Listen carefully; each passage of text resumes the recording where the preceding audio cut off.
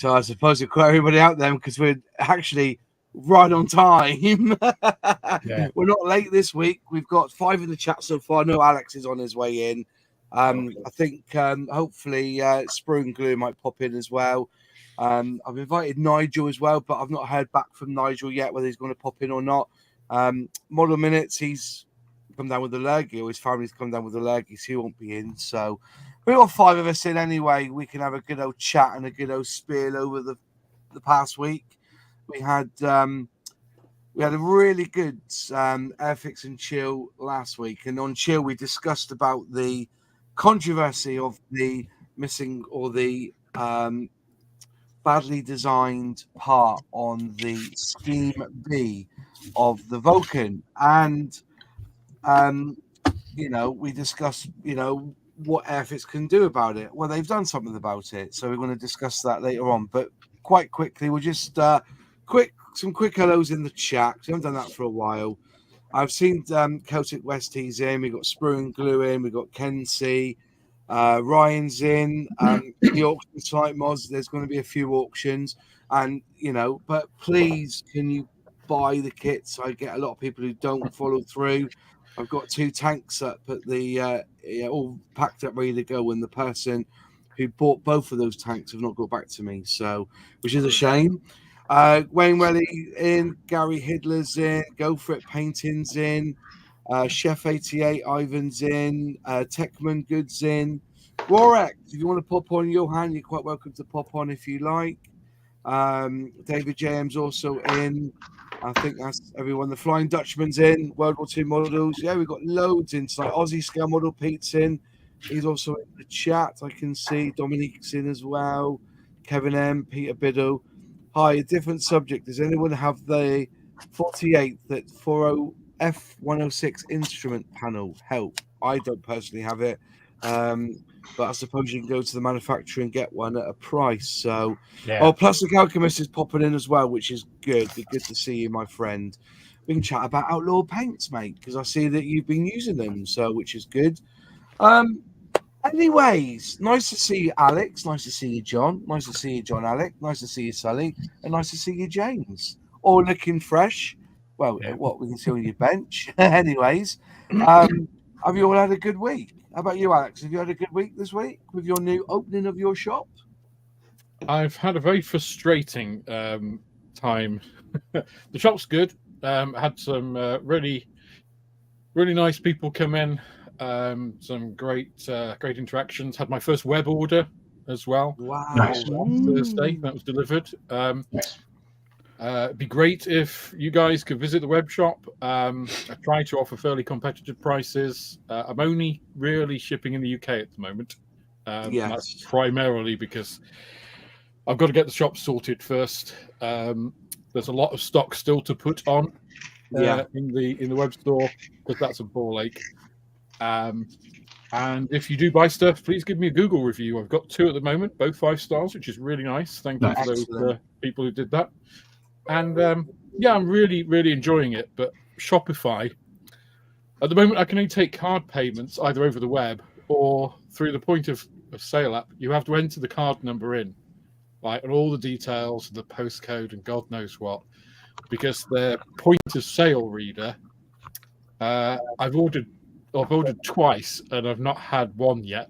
They keep saying they've tried to deliver it. Like today, they said UPS said they tried to deliver it at 2:00. I was in the shop.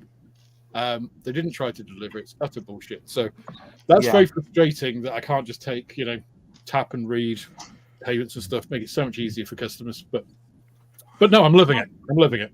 Just one suggestion, because as you know, I get my hair cut every Friday, and the woman who cuts my hair, she every Friday, and she now has it on a phone.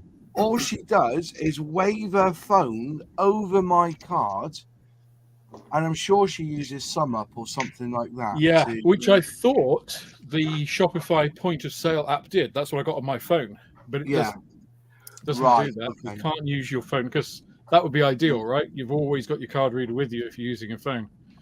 And unfortunately, because my web store is Shopify, that actually takes care of all of my stock as well. So it's all based around the website. Yeah, and it doesn't do that. So I have to have their reader, which I would love to have if I could bloody get one. Yeah, that's it. As I said, that first month of selling online is squeaky bum time. Then you start to get into the rhythm, but you get to the point when you sell something, it's such a joy to do. You carefully wrap it, then you add it in a box and you wrap it in brown paper. Within the first 6 months, the novelty wears off. I can assure you. Chucking it in. Picking it around the shop. Yeah, forget the brown paper around the box. You just stick it in a bubble mailer and that's it. Gone, So, but it is one of them, No, but it is really good, and it's. I mean, the interactions, people that come into the shop. I've got some regulars, some really nice people. I spent almost half an hour just chatting with a woman who bought. She bought a Mary Rose starter kit for a friend. And we're just chatting with her. Just really, really nice. It's a really good thing. So I'm really hoping it develops over time. I think that's the beauty. That's the beauty of it all, isn't it? And I think you will build confidence. It's like my local model shop is Buffers Model Railways up in Axminster. So it's about an hour away. I'll go up there and talk to the girls, and they always give me a deal or something, as long as I mention their shop on the YouTube and send a link, and that's the way.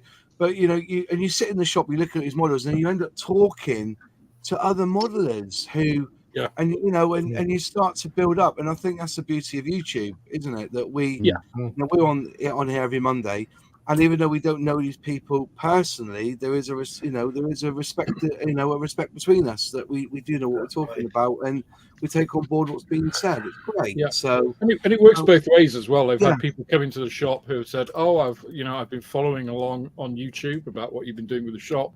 Thought I'd pop in." And then other people who popped into the shop and then looked at the YouTube channel afterwards. So it's it's been great. Can I just say, Alex, I've seen your video on the opening of the shop, and I think it's absolutely mint.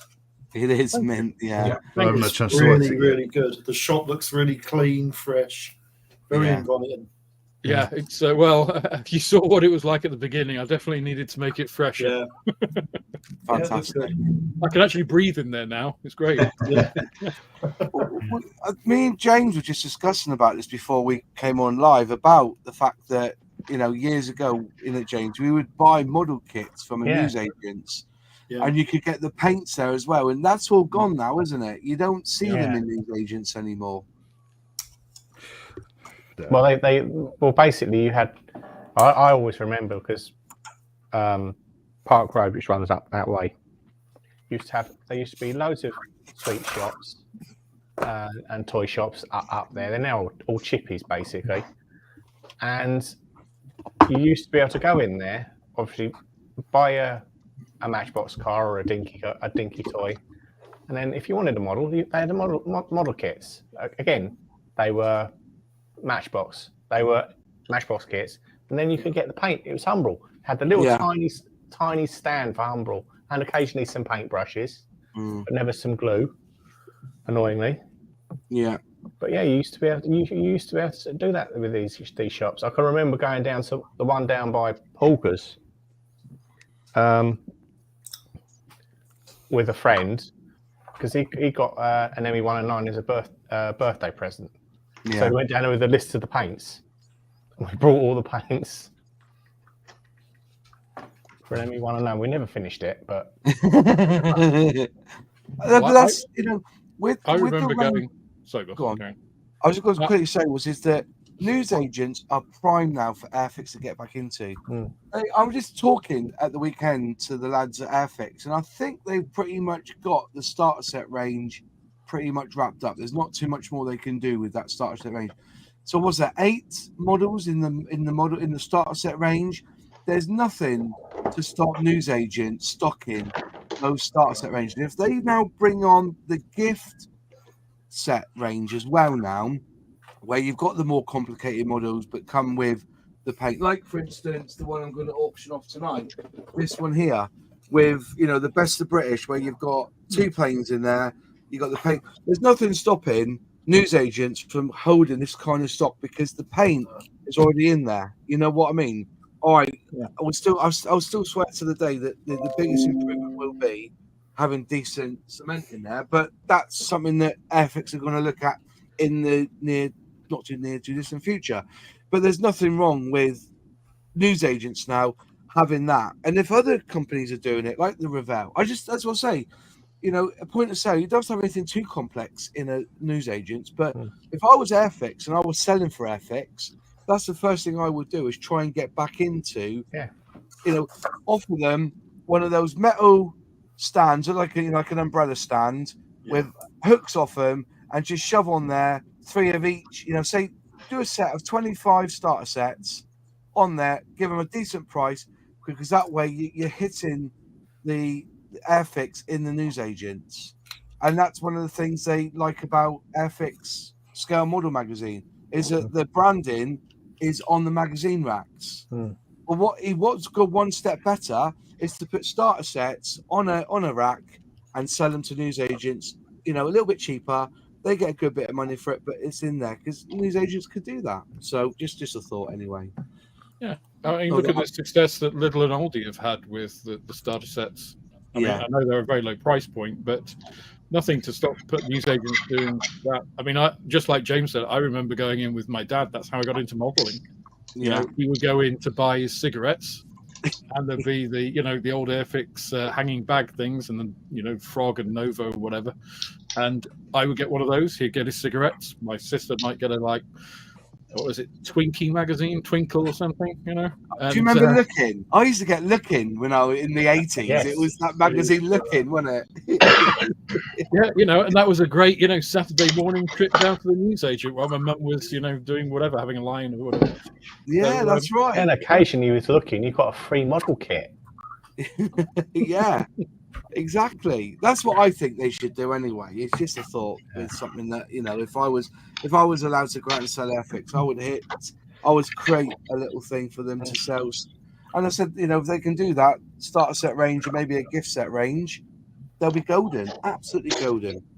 But that's what we're here to talk about tonight. Well, I don't want to talk about it all night because I think we've got other things to discuss. But as you know, we discussed last week the situation with Airfix, and we've just had a little comment here saying, where was it? Somebody had put, can we go through what happened? Well, basically, Airfix released their second iteration of the Vulcan.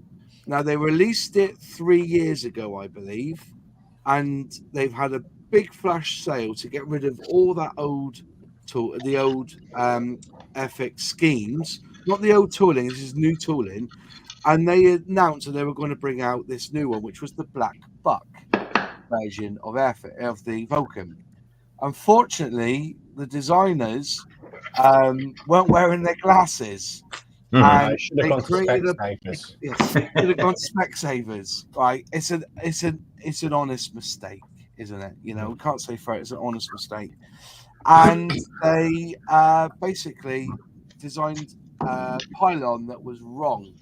So we discussed it last week, didn't we, folks? On what were the options? So I came up with a couple of options. You all came up with them. So they could ignore the situation and pretend it doesn't exist, okay? Which they didn't do. They could offer an STL file with or a 3D printed resin part to replace the wrong part, which they didn't do either. What they did was what I think was the correct, this is me personally, I'm going to lay it out to you. I think they did the perfect thing, was what most manufacturers would do: issue an apology and issue a fix using the part that you had. I think that if you couldn't have made the part, I think they may have gone down the route of a 3D printed part. But this is what they did anyway. We'll add it to the screen so we can all see it. And if you've seen, I put it out. I wrote to AIFIX and I got this response, and they said you can use this part of the email. And they said, we apologise for the incorrectly designed ECM pylon, part M-5 A PDF guide on how to modify the part is available for those that wish to use this part. Required for Scheme B in the kit. So it's only Scheme B that is affects. And I'm really honest with you, 95% of people will do Scheme A because they want the shrikes, just saying. But if you wanted to build Scheme B, you'd have to do some work on the part. The tooling will be corrected for future releases. And then next bit they put, we extend our apologies for any inconvenience this may cause. We know how important accuracy is and greatly value your understanding. And the PDF on the left hand, this is the PDF on the left hand side. And basically you remove the green section here. So you cut straight across, then down and across, and then you cut the what's that called again? The radar jamming pod is the radar jamming, that's it. Yeah. What's it called? Is it an A107, is it? A101, I think. A101. You cut that bit off there, and then you just glue it there, and then you place it on the wing. And you can see there's a gap. The people think it should go flush. No, it shouldn't. It's raised a bit, so it shouldn't go flush. It should be raised. So don't go cutting off these locating pins because they're actually part of the pylon. So lay that on the floor tonight. You can talk now. Do you think Airfix did the right thing? We'll start with Sully on this. Do you think Airfix have done the right thing by doing this? Yeah. Yeah. I mean, the people that really complain about it are the people that just can't be asked to do some proper bit of modelling. It's not difficult. I mean, that's what I'd done. If I'd have got the kit, I went, oh, that's a bit wrong. Okay, I'll cut that bit off and glue it flush like it should be. Yeah. It's, you know, I mean, yeah, it's a bit of a booby. Yeah. But I mean, oh Christ, you know, I mean, like we said last time, I can't have said this on the channel afterwards, but you know, nobody's done a perfect kit. There's always something that's done something a little bit wrong. Yeah. And a bit of basic modelling fixes it. Yeah. You know, simple as that. I mean, what about you then? You could say, is there? That's it. What about you then, Nunu? What do you think of the statement? Do you think Airfix have played the game well here? Yeah, truly honest, I think that they've done well. I think they took a little bit long to make the decision of what they're going to do. I think that's where they failed a little bit. But the solution is what we do for scale modeling. Yeah. We cut, we glue, and that's how it goes. If I would be happy, probably not, because we pay a big chunk of money for the model, but totally acceptable because no one is perfect. And I keep saying this: everyone mess up on their jobs. Some more noticeable than others. Like if a doctor mess up on operation, so something's gonna suffer dearly. But it's a plastic model. Just that were things to worry about. And again, I think that the only thing was the timing. But apart from that, I don't see any issue with that. As a shop owner, Alex, would you recommend when somebody bought that kit off you, if you had it in the shop, would you print off that piece of that information to give to them if they sold it, as you sold it? I'm going to take a bit of a devil's advocate position. I was disappointed in what they put out because there's a couple of things. So before we came on tonight, I did my usual small bit of research. If you just type in Airfix Black Book correction, there's no information. They put this out on Facebook, which, let's face it, is a dying platform. You have to be a member of the Airfix group to see that. It's not generally available. If you look at the Black Book Vulcan page on Airfix, there's nothing about it. So as a PR, and I'm again thinking from a corporate point of view, really, if I was internal in Airfix as a manager, I'd be a bit pissed. I think, like Nunu, they took too long, and they haven't been vocal enough about it, in my opinion. I just think it's a bit. I think they've done the minimum required, rather than. I think the response is fine. You know, as Nunu said, it's not a difficult fix. I mean, you don't need Airfix to tell you to do that if you're an experienced modeler. I mean, there is that caveat if you're an experienced modeler. If you're not an experienced modeler, you just bought the kit because you like the black buck stuff, you probably shouldn't be buying that as a starter kit because it's absolutely massive. But, you know, some people will, you know. You know, and you're not in all of the kind of Reddit groups and all that kind of thing and don't know about it, then that's a kind of bad experience. But I guess that's a small proportion of people. So, yeah, I guess the overall thing is just a bit disappointed. I mean, not disappointed enough that, I mean, just before we came on, I just ordered one. Yeah.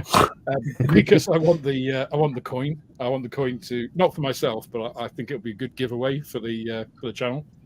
Yeah, nice. So, but I probably will sell the kit in the shop. Yeah, but I'm saying, would you give them that template? That yeah, absolutely. You know, I'd just say, just be aware that, you know, Airfix made a mistake with this. It's not a big thing. You just cut this piece out. I don't think it affects really the kit. I think, again, like I said last time, it's the PR piece. I think a lot of people will wait, because if you look at that piece, they said the tool will be corrected in future releases. I think you'll find some people might wait for those future releases, hoping that the Shrike missiles will be, you know, updated to look a bit nicer, that the Shrike pylons will be corrected slightly because they're actually asymmetric, you know. So I think they may have hurt themselves in terms of possible sales. I mean, the fact that they're still selling the coin release, there's only 500 of those, and they're still selling it, what, 2 weeks after they announced this? Yeah, but to be fair, though, that's by and by with the coin bit, because I remember when I've bought every coin so far, every kit with a coin, and they do take, you know, between 2 weeks and a month for them to completely sold out. So I am playing devil's advocate slightly, and I don't think it's it's the right response. I don't think they should have done an STL. You know, printing pieces. Again, the aftermarket can take care of that. It was a bit of a egg on the face moment. I think they could have responded better to sort of call out some of the naysayers. It's not the end of the world. Andrew, actually, bless him, he actually wrote to Airfix and told them as soon as he saw the mistake, and he just put there that they sent him a 3D printed replacement, a pint glass, a coaster, and the Black Buck coin. So, but I think because he worked on them as they were going out, that he actually knew what he was talking about. So he's probably sent them loads of pictures as well. But if it is, I don't think it's a coaster. I think they would have given you one of these, which is a flying patch, so to go on your arm. I don't think it's a coaster. I think you find there's vocal on the back of it. I've not received an Airfix coaster, and I would have got one. You know to be fair though, Moss, I use that patch as a coaster. Do you really? I've got a few of them now. I keep collecting. They make good coasters. Yeah. I'm going to put this on one of my North Face jackets when I get a chance to. But yeah, I just wrote down what the basic email said. I noticed that people had screenshotted what I had put up on Facebook, and it got in Twitter, and it got shared around, which I was quite happy with. I think you're right, though. Maybe something on the website, particularly on the Airfix Vulcan buy-in page, there should be a little something, you know, download this if you want to build Scheme B. But I've asked a few people now, which one would they have built? They've all come back and said Scheme A, because I would have built Scheme A. I wouldn't have built Scheme B. You know, Scheme A, not being funny, Scheme A's got a cool story involved. Yeah, it's a really cool story. It's got history, because they turned up at Brazil and said, "Well, with a 4-engine plane, we got to land. We've run out of fuel." Yeah, it's brilliant. And they wouldn't let it go, would they? The Brazilians were adamant they were going to keep it, weren't they? You know, you don't need it no more. You've done what you need to do with it. But we wanted it back. Well, you, John Parker, do you remember of a time when manufacturers actually had to go the extra mile like this when something's gone wrong? Do you think of any other times? I have had a couple of models in the past. I can remember maybe 10 or 12 years ago where they've actually put additional, as I said last week, additional instructions because the original instructions were incorrect. Yeah. No. But they haven't gone and done a video and gone saying, "Oh, we're going to do this." No. Basically, I do actually think. I mean, Alex had a point about the fact that Facebook is a dying platform. I think if Airfix were to use YouTubers like yourself, Flory Models, Matt's model minutes and stuff like that, you'll find that Airfix would get more exposure over this issue, especially over the correction, because people who are interested in modelers. In modeling, they'll review other people's videos, and the exposure is phenomenal. Yeah, good point. Yeah, I said I think at the end of the day now, I think basically we can draw a line under it. Jonathan Mock from the Interested Modeling Company yesterday or the day before with Jenny. Is it Jenny? She's called Genesis Modeling. They actually. They've recorded themselves cutting the part down, and it was done in 7 minutes. On the other side, I think about it. It's not a plane for a starter.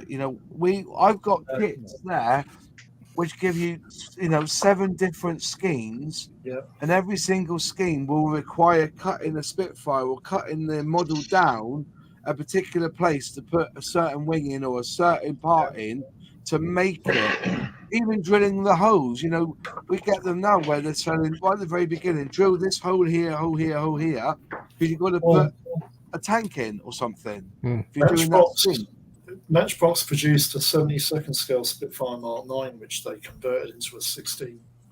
And part of the instructions were you had to cut the back of the fuselage down. Yeah. In order to get a bubble canopy, because it had a bubble canopy. So it's something that a lot of modelers, a lot of model companies have actually utilised, the fact that you have to cut plastic. And, the minute anyone saw that situation with the Black Buck Vulcan, they would have known really what to do. Yeah. I think the other thing that plays into this, though, which doesn't play to Airfix's favour, and I think Nunu mentioned it. The kit's 72.50 or 49. They just put that after they were just selling it off for 50, and you could get it for like around 40-45, which kind of, I don't know, it just feels bad because you could have bought the old Vulcan and essentially made the bits, 3D printed them, found the old Aero Club set or whatever, It just feels a bit. I think it just adds to that feeling of like, about it. Yeah. 72.49. It's like you kind of expect it to be right, if you're paying a premium on the price. So I think that timing of having the flash sale and then bringing this out, it's just like was good if it was all perfect. I think also, I don't think that I'm getting the impression it wasn't really planned because I bought the mystery bundle, didn't I? Yeah. And did the video, waited to put it out there because it wasn't quite done yet, and then so I put it out, and within just as I was about to put it live, the flash sale comes, so it knocked all my figures out. So I had to, before I put the video up, I had to do a little spiel and just say, "Hi guys, here I am. These figures were done before the flash sale." But it was a bit of a downer. But things happen. So it felt a bit like two people weren't talking to each other in the Airfix office, perhaps. Well, the supplier wasn't talking to Airfix. Yeah. Some disconnect somewhere. It was more of a feeling and an impression, I think, rather than anything intrinsically wrong.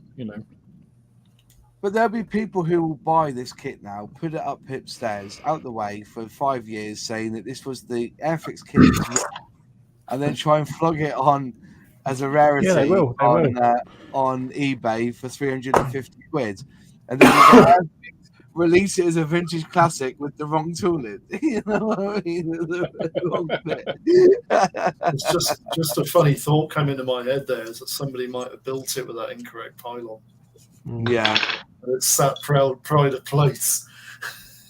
Yeah, I think enough's been said. I think enough's been said across all the platforms. Whether we've talked about it on Discord, I've seen it on many Discords actually. Seen it on Twitter. Was when we first saw it was on Twitter, wasn't it? Somebody had done a thread on it on Twitter, Facebook, in all the groups. But ultimately that kit's now out there. Airfix won't recall them. Obviously, they have sent 3D parts out to people who've requested them. But ultimately, I really don't think it's a big deal just to cut something down to make it fit. And I think a lot of people have said if they were going to build Scheme B, they'll probably use aftermarket anyway. They won't use the bit that's in. To make it a scheme, it's only 2 bits anyway, isn't it? You know, so it's difficult. I think the majority. That's why Scheme A is the popular one, I gather, by a lot of Part 2 Scheme A.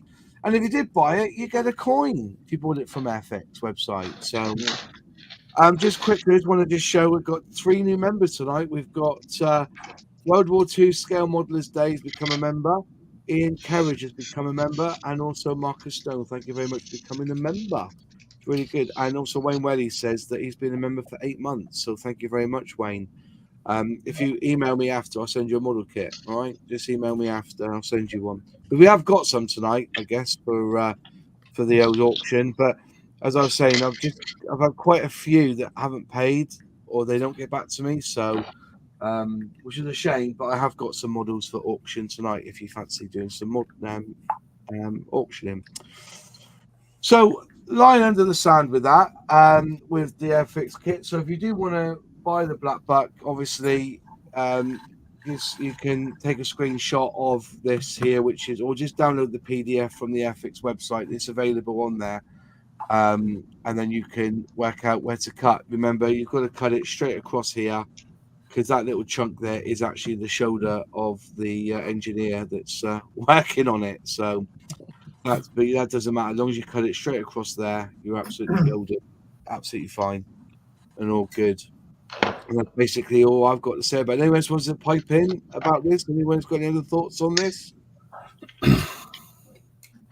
Well, just Airfix shot themselves in the foot with obviously they put the workbench thread up on Friday. Yeah. For the BLACKBUCK Vulcans, and no mention of it with the 607. And I mean, they could have put.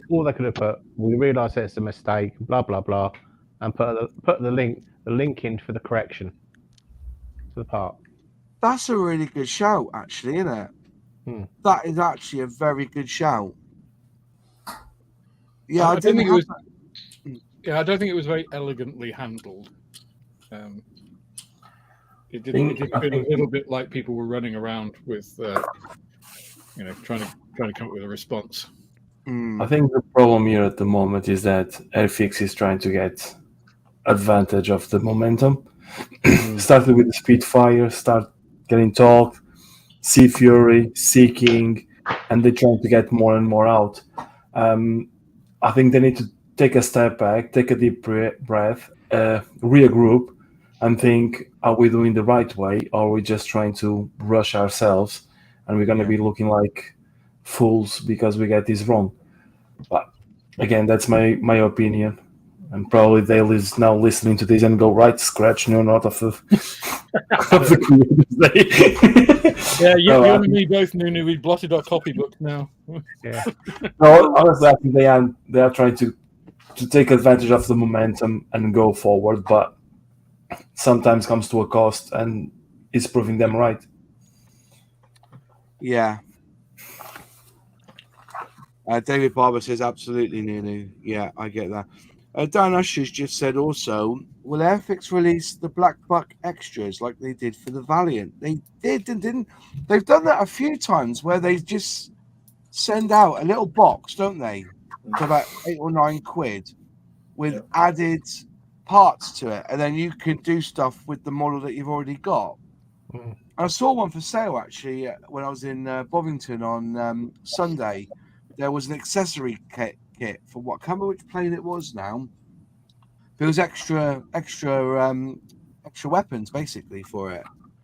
Well, Hasegawa do that all the time. So They do. I wonder if there's anything Hasegawa that would.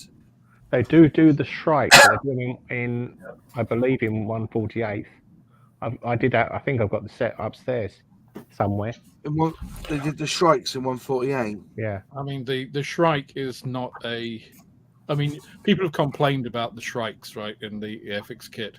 If you look at an actual Shrike, it's basically what Airfix have represented. I mean, maybe the fins are a little bit thick on the Airfix one, but that's limitations of injection molding. It's not a complex missile. It is a tube, a pointy tube with 8 fins on it. It doesn't have lots of stencil data and all of the accoutrements that some modern missiles have. You can get. I'm not saying you should, but there are free STLs available of Shrikes. You can 3D print them really, really easily if you want something with a bit thinner wings, or just make your own out of plasticard. I'll be back in 2, guys. James Willard said, "Did you ask Airfix about it at the weekend when you saw them on the stand?" I did, and it was we talked about it, but nothing different was said than what's being released in the statement.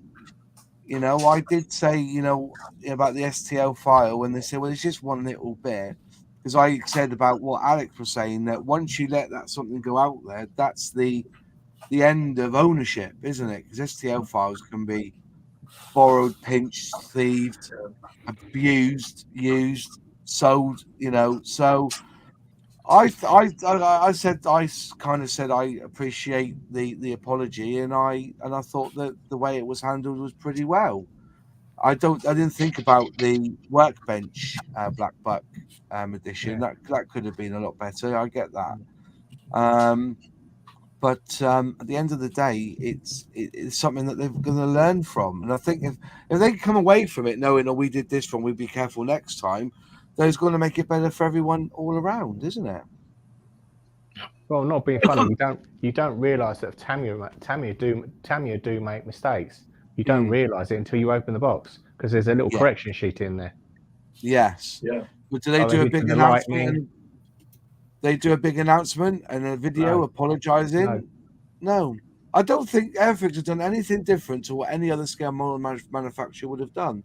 They would have put out a press release and hoping that the likes of us and like Flory or Gary from Gary's Stuff, or us guys here on our own channels, put out, well, this is what Airfix have said and doing, and we move on from there. And if you don't like it, I'm pretty sure that you can send the kit back. But I don't think anybody will, because, like I said, I reckon the majority of us who are going to build it are going to do Scheme A. And I think that's a fair comment on it.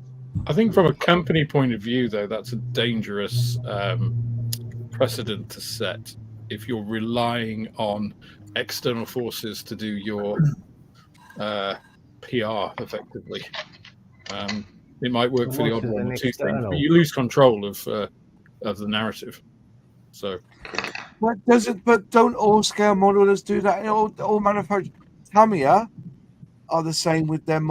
They very rarely release anything, and it's all in the Tamiya magazine. Everything they always seem to end up. But the thing is, we're not comparing eggs with eggs, are we? Tamiya have the market position. Airfix don't. Airfix are trying to build up their. They're in a different.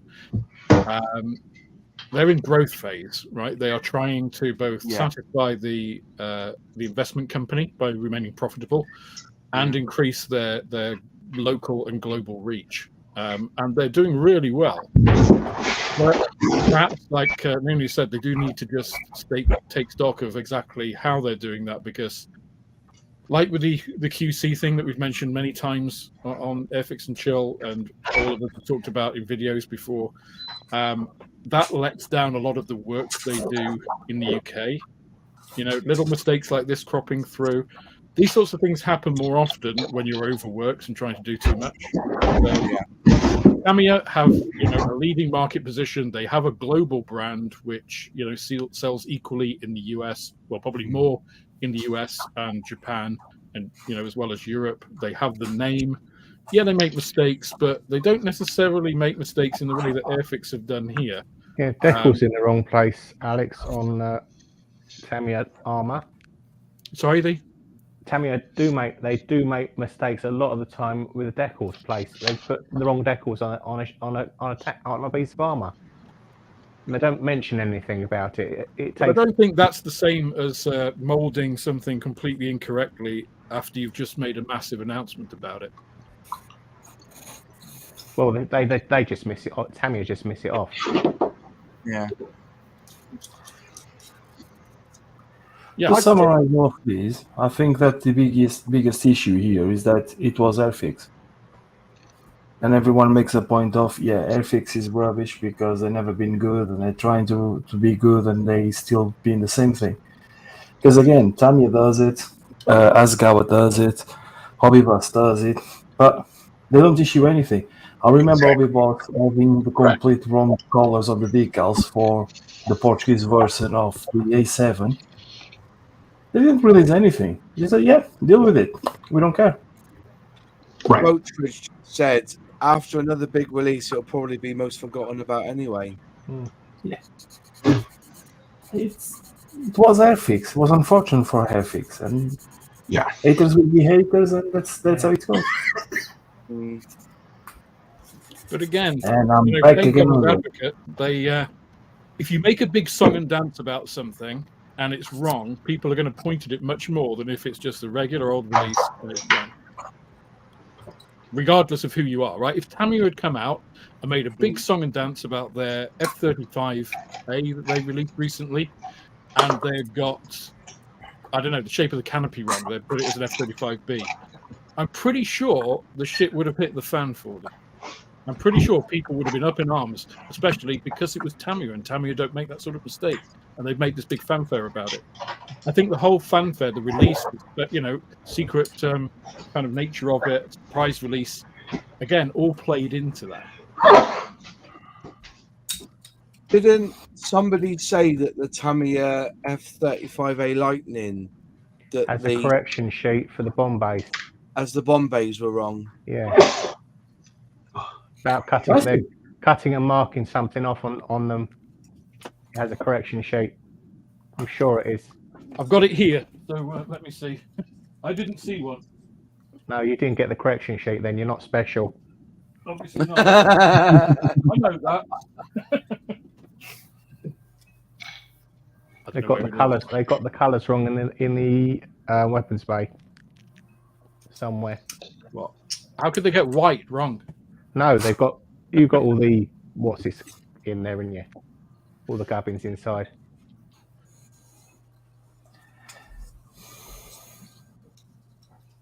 Good point from Lexi. Yeah, most model companies' internet presence is poor, but relying on external people to do PR is what most PR is these days. Influencers are the best PR. Yeah, she's right. Look at Prime Drinks. I mean, for instance, the company Wargaming that produce World of Tanks and World of Warships and World of Warplanes, whenever they want to know what the market is deciding what's good or bad, they introduce all the YouTubers to their HQ and they have a big, massive meeting about it. They actually involve the YouTubers. Yeah. Slightly different demographic. Do the same. Yeah, but modern companies could do the same. They could, absolutely. And I think Airfix would be lauded in the fact that they're starting that. Yeah. Well, Airfix did do that. They invited 12 YouTubers up to HQ for a day and did, and then Humbro got involved, and then I spoke highly of Humbro. And you almost got kicked out of the thing. Yeah. But I mean, let's be honest. People like yourself, Moss, you're going to be more in tune with what the market actually wants because you talk to the market. No. Well, like I've said on many occasions now, after doing my Concord challenge, the amount of people who have said that they didn't do the Concord challenge because no tool is any good and they've built them previously. And I think that if Airfix, because we know with the Vulcan, people built the Vulcan years ago and said, we're not going to build another one. Then when the new one came out, they all built that one because they knew it was one of the most accurate ones out there and wasn't going to be a filler queen. And I think the same for Concorde. And, you know, I talked to Luke and James, I think he's called, at Bovington about the Concorde. And I said, you know, I think Airfix won't miss a trick by redoing the Concorde. Somebody needs to do it. And especially now the Lego ones come out. Yeah. £180. £180. You know, they must have got the research. Well, that's officially licensed by Airbus, not being no disrespect. The Lego one. So obviously Airbus having a nice big chunk of that money. But then again, the Concorde here has got Airbus markings on it. Airbus, you know, they've got you know. So why not just do another? Because that's one thing I think missing from Airfix anyway. Is they don't do a range of aeroplanes, civilian aeroplanes like that. You know, Boeing's 737. I don't think they could do better than Revell can if they wanted to. Well, they used to sell them, and they sold quite well. Yeah. Yeah, I built one. Built a BAC 111. Nice kit. Yeah. Yeah. I didn't realise they had tinted glass on the canopy for that F-35A, which is interesting. Tamiya released a canopy which had tinted glass. Yeah, do the gold reflective colour on it. Yeah. But yeah, as I said, I'm not, you know, I think a lot of people, you know, there are corrections to be made on tools and on models, but that's what makes us better scale modelers, isn't it? If we have to work at it a little bit more. But yeah, TSR2. Do you know what? At the weekend, somebody had one for sale there for 60 quid, and somebody bought it off him for 40. A 148 TSR2 from Airfix, 40 quid. He bought it for. I was really upset because I wouldn't have paid 60 for it, but I would have paid 40. But yeah, there you go. Airfix just need to suck it up and make what we all want. French planes, absolutely no bias from me. Greenhouses with wings. Yeah. Or bear cards. Heresy. Is she talking about a Mirage there? Yeah. Bearcat hasn't got much of the instrument panel, has it? I think Airfix are just going to stick to British. I think. Look at what they've released. Apparently, they're working on something that's got a lot of instrument panels in it. Apparently. Right. Apparently. I think they should do a Bearcat. I need one to paint in pink. So. Yeah. Could that be a space shuttle? Space shuttle. Tell you what, though, I reckon if they did do a space shuttle, they'd be all going out there. We've all got 3D scanners. We're going to go out there and spend a holiday at JF. What's it called? At the. They can go to New York, can't they? Yeah. But then that's the prototype there. Yeah.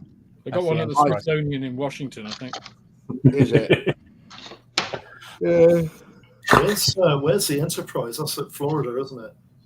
That's up on the Intrepid. Intrepid oh, is that on the Intrepid now? Because it used to be the static display at Florida, didn't it? Yeah. Yeah. They flew it up there.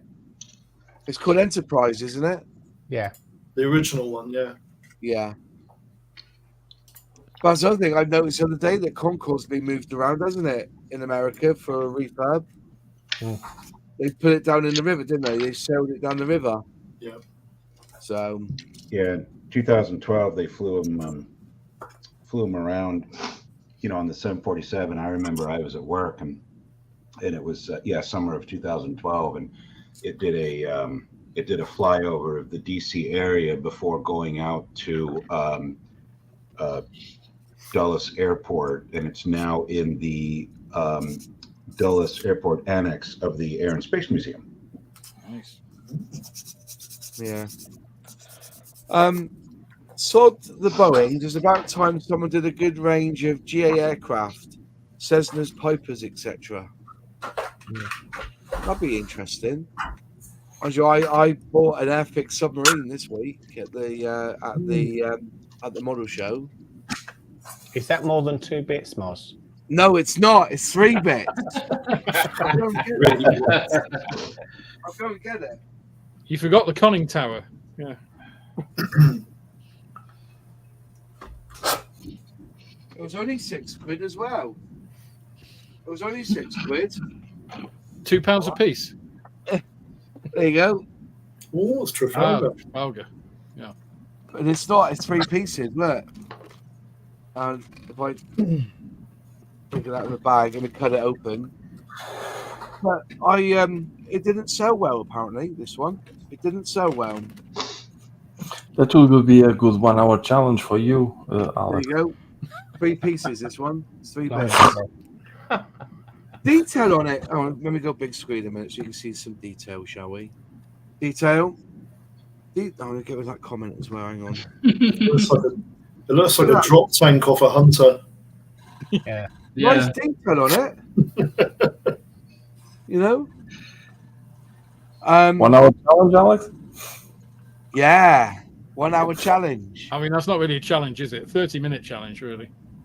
They should. I tell you what. Not really a challenge. I'm not going to bullshit when I say this. If they said it didn't sell well, they should make these into starter sets. Yeah.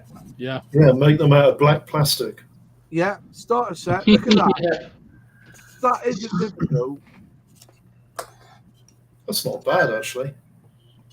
You know, the propellers all, you know, that's all there. This could be a starter set. Yeah, definitely. Yeah. You're not wrong there. And look, there's a few colours in there, but you could get away with 3 colours. But how many bits are there? There's a little bit of drilling involved. That's the only other thing. But there's been drilling involved in starter sets. You know, basically the first part is making up the base. So 2 parts. And that's it, really. You decide which one you want. But you could easily do this as a starter set. And then you put that on there. It's quite simple. And then on the top, the only bit that's going to be a bit difficult is the island, isn't it? You've got a choice of islands on this one. 2 halves there. The propellers, it's pretty simple, straight in, done. And But then they just print different instructions, wouldn't they, Moss? And just give you the one choice. one choice. And that's it. That's the only difficult bit will be that bit. But that's mostly paint job anyway, isn't it? Painting.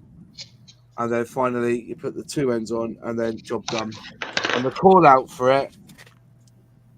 Or even they could sell them as a gift set in the local newsagents. That's the call out for it. In a small bag. Yeah.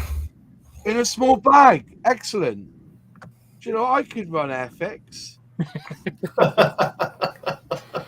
What did you say to me, James, when I come on tonight? I don't know. Oh, how's your job going? We all How's your job going? How's your job going? Yeah. Job going. Epic. But yeah, so let's say the call out. You don't need all. No, the question we all want to know is how is that lovely holiday home you've got in Spain? Oh yeah. Paid for by Jason at Outlaw Paints. Yeah, it's lovely, mate. I'm going over in a few weeks' time to spend some time there. And first thing I'm going to do is spray up the walls with Outlaw Paint.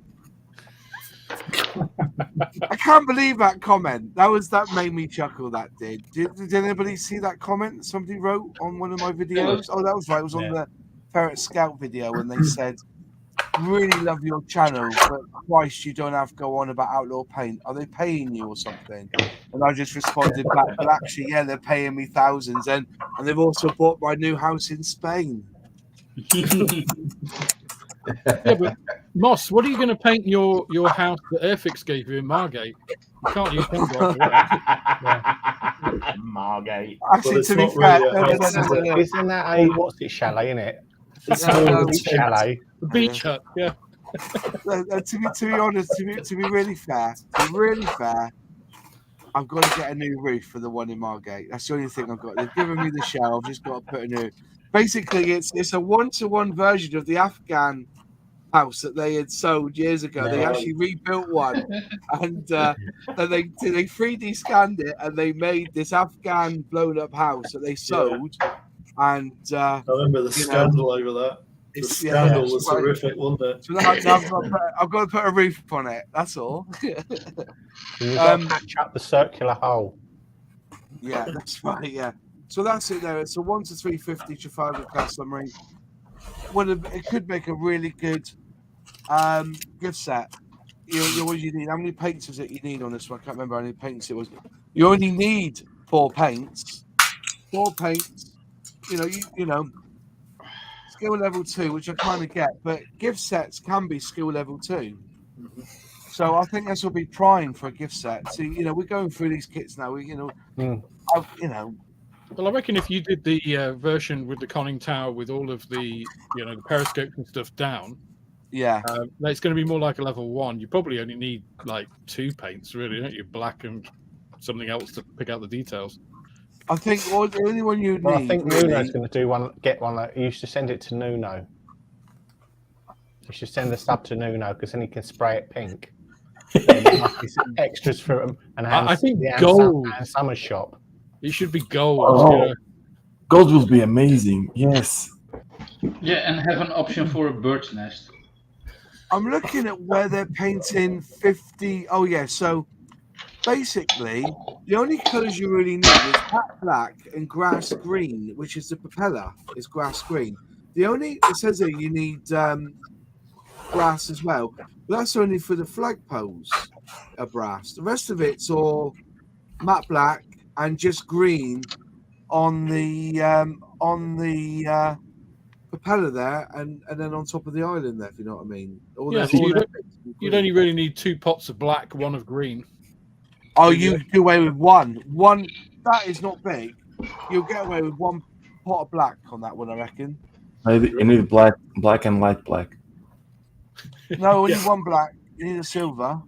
Prime it in black and then prime over the primer. That's a good shout. But the gold. But Alex, the gold is already there. I just need to extend a little bit further from the propeller. Moss is not entertained by the idea. Not at all. The prop on the Trafalgar was anodized brass. Right, I see.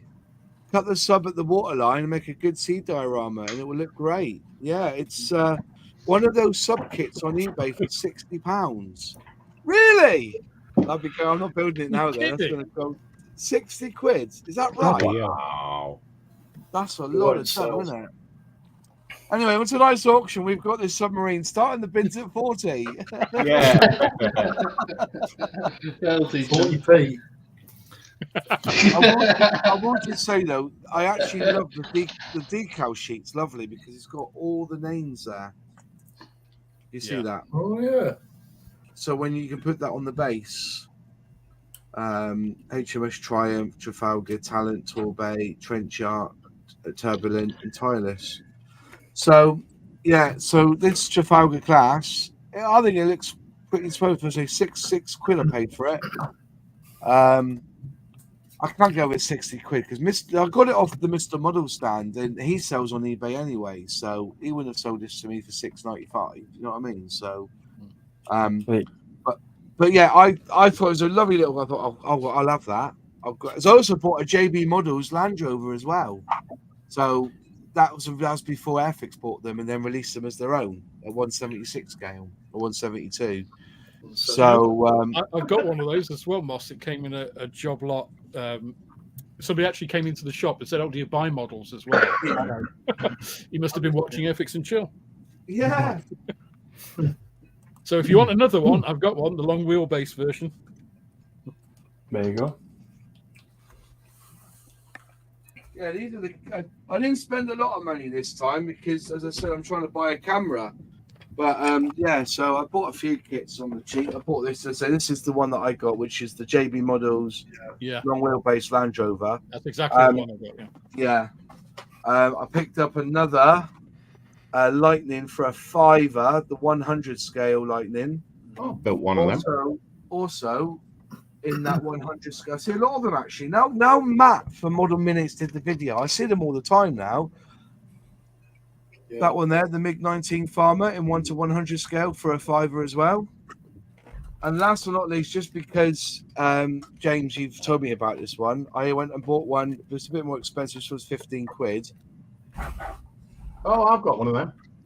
The Dingo. I That's built why one. you well, you built one, didn't you? It was you, sorry. I know James said he built one. Yeah, tiny. Yeah, the Bingo. Bingo. Yeah, So, renamed it after JC Bricks and Builds. And while I was also there, I went looking through the profile. You know, you've seen the profile magazine, Aircraft Profile magazine. I bought 107, which is the Bearcat one. So a little bit of toilet reading there for me, because it's got all the schemes in it. There's the beauty about this. It's got all the lovely schemes that they have. That's good about these. You know, so yeah, and that's the one that's at Duxford, isn't it? 201. That's the one that's at Duxford. Yep. Yeah. So there it is. 103. But yeah, so I had a good time. It was good fun up there. As I said, you know, it's a good little model show, that one at the Tank Museum, and you can sit all day and look at the tanks. That is looking. Is that the Bearcat from Hobby Boss? It is. This one here that I'm about to start building. Yes, that's the one. That's the one. That's my next build, because I've got me Moz Models paint. What scale is that one, Moss, if I may ask? 148. Too big. Too big. No, for the purpose is too big. John Alec, I'm intrigued what you were working on at the start of the stream. What are you working on, John? Oh, this is the Mobius Moon Bus. I'm doing a you might call it a group build, but there's just a handful of us that are doing a let me just show you. It's the Moon Bus from 2001. Oh wow! Yeah, it's a nice kit. I've really enjoyed putting this together. I mean, you know, the fit it's not perfect, but for Mobius models, it's really good. So it's nice and detailed. It's pretty big, and I don't know, maybe $25 or something like that. So yeah, that's $20 too much. I'm lighting it, you know, so it's Wow! Here you go, Sully. Get your semi on now, mate. Look at that. He's got wiring in it, Sully. Uh-oh. Sully's there Needs, wiping himself. Nah, it just needs a bird's nest to go with it. It'll be sorted. yeah, bird's nest. That's what it needs. It needs a bird's nest. Chickens. Lots some of few chickens, pigeons in that. Some pigeons in there. There you go. Trafalgar for sale there. From Germany, £62.55 with £18.77 postage and backing. Wow. It's not that much. I spent more on an Airfix catalogue. Still proud of that catalogue. First You edition. spent more on a printer. Yeah.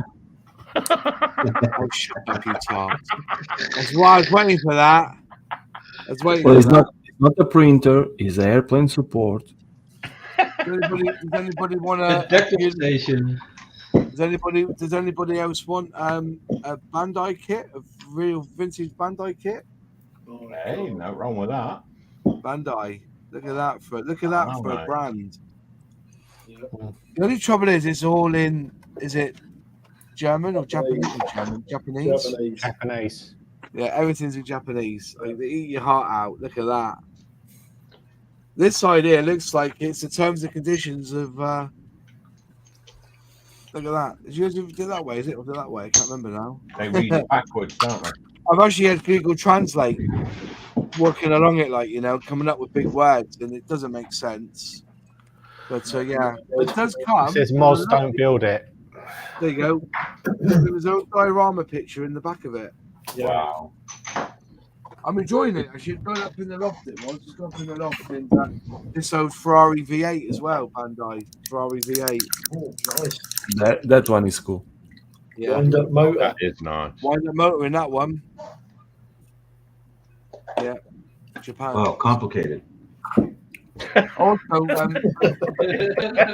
This one was. 1 hour challenge.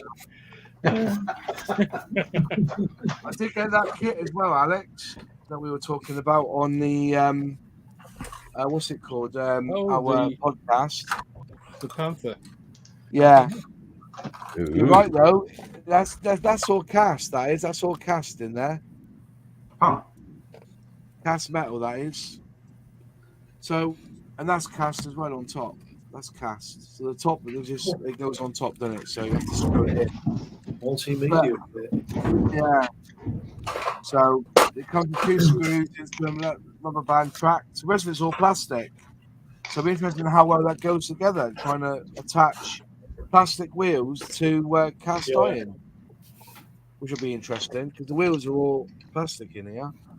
It actually works really well, Moss, and they still turn afterwards. Are you still doing it? Have you done one of you? You built it? I put the wheels on, yeah, because I had the same, like, oh, how's this going to work? And it actually works pretty well. Yeah. By the way, I'm heading out. See you later. Are you going, are you, Johan? Yeah. Great to see you again, mate. How is life? Take care, buddy. Yeah, could be better, but could be worse. So. All right, mate. We know where Hopefully we're at we'll- anyway. Yeah. Take care. Take care. Bye. Bye. Um, Have a good one. Model officer says, "Man's models. Did you get your package?" I did, thank you, yes. Wow. Which brings us on to I've watched Gary's stuff, do his outlaw paint review, and I've seen Nigel do his. How are you getting on with your paints, Nunu? I'm going to keep in silence for the time being. Are you struggling with them? Chicken. There's something that is not agreeing with me. I Okay. can put the finger on. I can put the finger on what it is. Yeah. I'm trying to figure out. I'm gonna do more testing today. Well, not today, tomorrow. Yeah. I started painting. I can show you briefly. Yeah. Okay. This is a Spitfire. The underneath is painted. The top is primed with the black primer. It's coming okay, but it's not. The paint is not as smooth as I would like to. Okay. I don't know if it's because it doesn't suit my style or I'm doing something wrong. What's your PSI at the moment? What are you running at? I'm run 15, 16. Does it make any difference if I say I run it at 12 psi? Would that make any difference? Because I run it No. at 12 psi. I know some people run it at 20 psi, but I put it through my brush at 12. I think this is a paint that likes to be spread and doesn't like to be precise. But I was using a 0.2 needle, which might not help as well because it was dry. It was giving me dry tip a little bit. Really? So I paint differently. I don't go spraying massively the paint over the model. I try to be precise and accurate where I apply the paint, just to give it the tone variation that I'm looking for. But So are you a Harder and Steamback guy? yeah, That's the reason. Bloody Harder and Steamback. Are you Wait. Infinity? Wash your Because that's mouth. one- I'm now. running it. Is that with the 2 dots? Is that 2 or is that 1.5? Yeah. No, the 2 is the 0.4, I believe. Is that 0.4? Is it? Yeah. The one is not 1 point, the 0.2. So I'm spraying at 0.4. You see? Yeah. I don't get tip dry, but also I've got the. But then again, I wouldn't know if I did, because I'm the kind of guy that will just do that after every so often. I just naturally just pinch and carry on. That's one thing I do. I put it back. I will look at the model, pinch, blow on the paper, then onto the model. Yeah. So, But again, I need to try different with these ones and see how it goes. Because even when when I touch the paint, it's not smooth. It's like a bit grainy. So it's a tough one. I don't want to make judgments. I don't want to say, oh, they are amazing or they are crap before I understand. And more than likely, the problem will be me. Don't get me wrong. But I need to understand. It's temperature and humidity related. The trouble is, though, I'm not convinced by humidity and related with these paints because they dry very fast. Yeah, they are lacquer. They dry fast.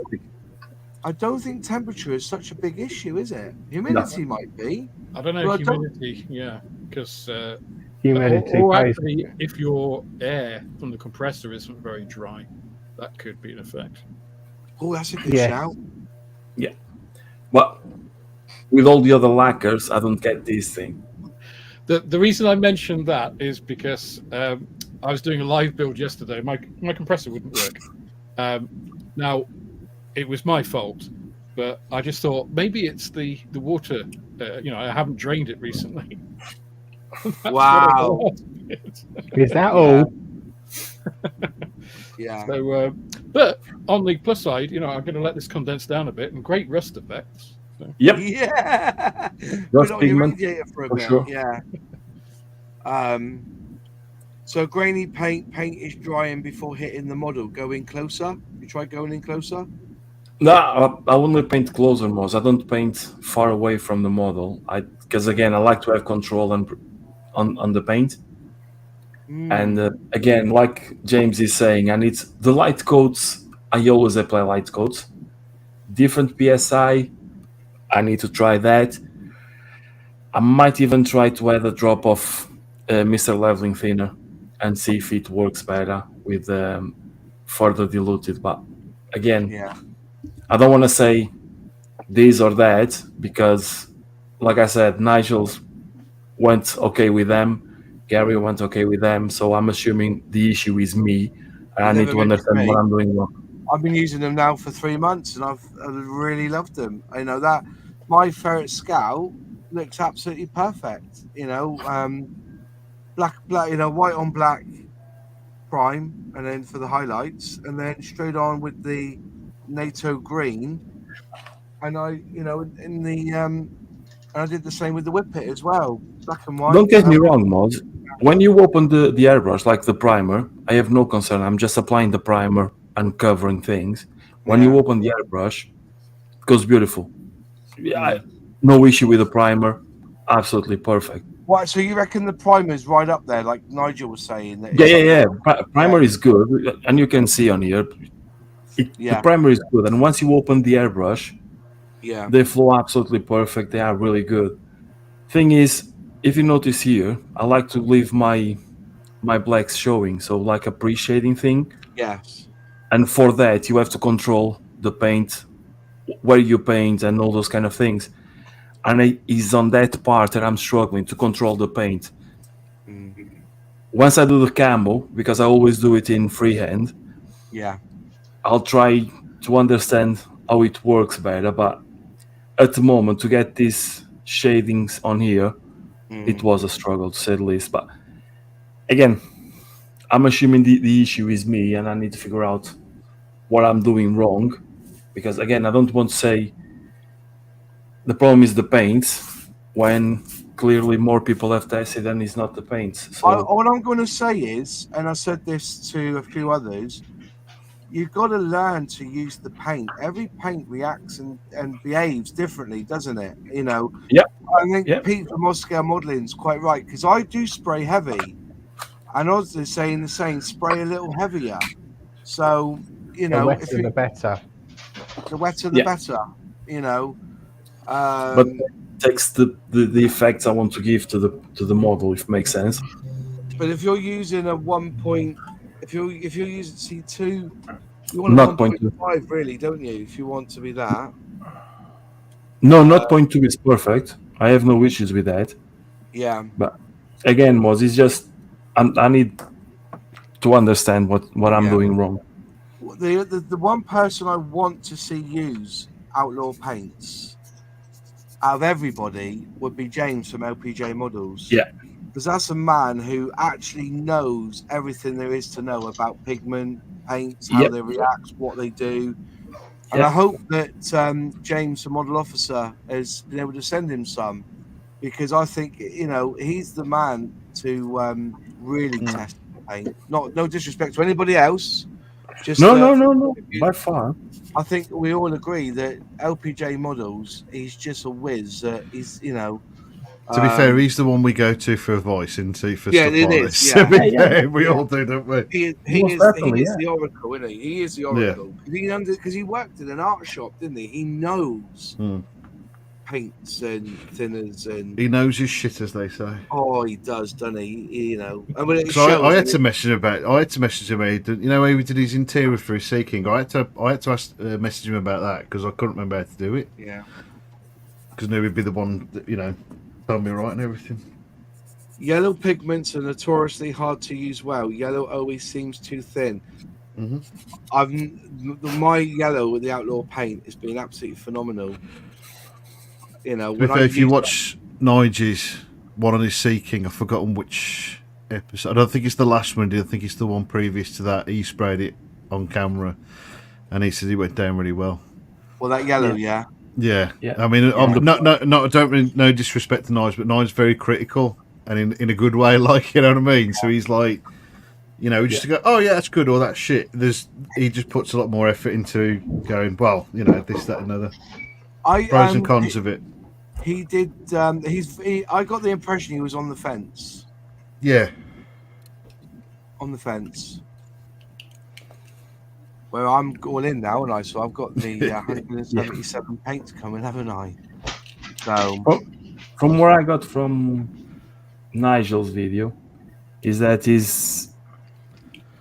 he knows that they are not quite there. He just doesn't know why, as well. Yeah. But because the yellow went perfect, and the black he was complaining about that was going too fast, wasn't covering enough.